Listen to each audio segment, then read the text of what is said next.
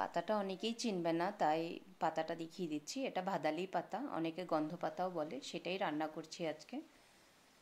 তেল গরম করে সেখানে মুসুর ডালের বড়া ভেজে নিচ্ছি। মুসুর ডালের বড়া দিয়ে রান্না করব এটা। পাতাটাকে আমি ধুয়ে পেস্ট করে রেখেছি। নর্মালি এটাকে আমি কাঁচা কলা দিয়ে রান্না করি, তো আজকে বাড়িতে কাঁচা কলা ছিল না, তাই আজকে পেঁপে আর মিষ্টি কুমড় দিয়ে রান্না করব। এখানে ফোড়নের জন্য নিয়ে নিলাম পাঁচফোড়ন, শুকনো লঙ্কা, তেজপাতা, আদা দিয়ে দিয়েছি। এখানে বয়েল করা পেঁপেটাকে বয়েল করে নিয়েছিলাম, পেঁপে বয়েলটা দিয়ে দিলাম, আর সাথে মিষ্টি কুমড়টা দিয়ে দিলাম। নুন, হলুদ, লঙ্কা, জিরে, ধনে দিয়ে একটু জল দিয়ে সেটাকে কষিয়ে নিচ্ছি। তারপর টমেটো অ্যাড করে দিলাম। টমেটো অ্যাড করে এখন আমি ভাদালি পাতার যেটা পেস্ট করে রেখেছিলাম সেই পেস্টটাকে দিয়ে দিলাম।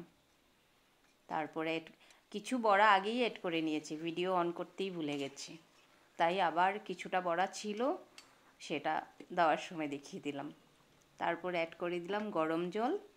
গরম জল দিয়ে তারপরে এটাকে কিছুক্ষণ ঢাকা দিয়ে রান্না করে তারপরে এটাতে কাঁচা লঙ্কা অ্যাড করে দিয়েছি। বাস হয়ে গেল। এটাতে ঘি গরম মশলা দেই না,